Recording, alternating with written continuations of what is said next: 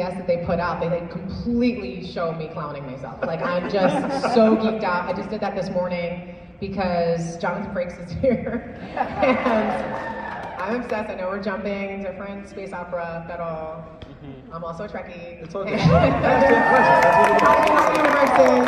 that like blew my mind. So to be working with Mark, to sit there and like reconfigure everything in my head and what that scene meant, to be doing this scene with Mark Hamill was pretty remarkable. And I had done a reading with him before on Zoom to raise money.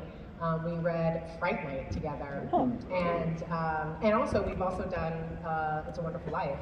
That's brilliant. And every time he giggles and he does his little Joker laugh.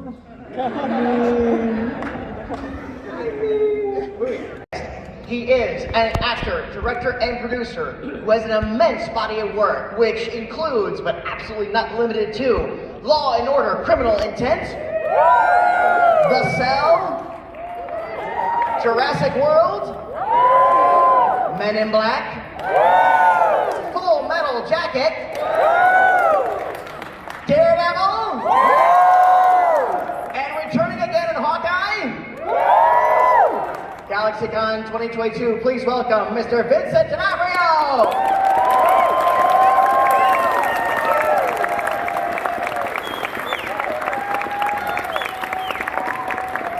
And I guess in a way he was sort of like a leading man character actor, and that's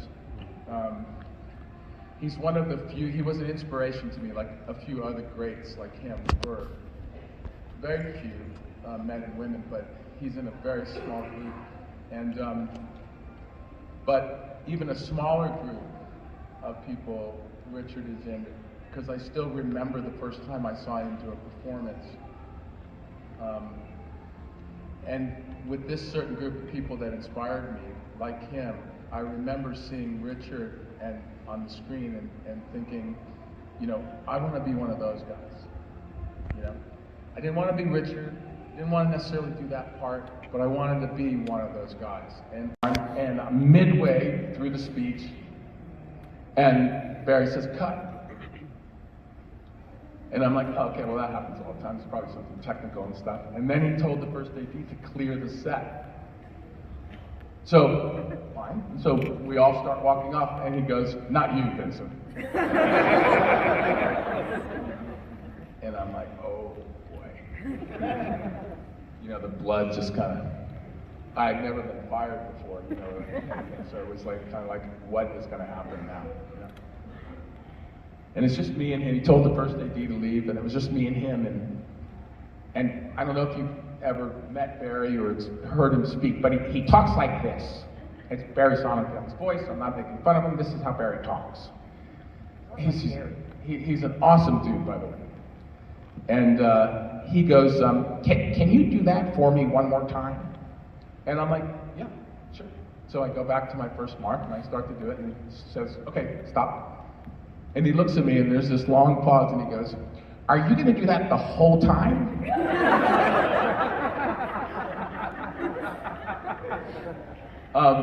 So I actually said back to him, yes, Barry, that's the extent of my talent. He's an interesting fellow. You know, as an actor, and I'm sure you've heard other actors say this before, you can't play a villain, you have to play a person, you know. And it's sort of like, do you know what Stockholm Syndrome is? That's what a part does to you. Especially if you play a lot of parts like I do, where they're just, you know, horrible people.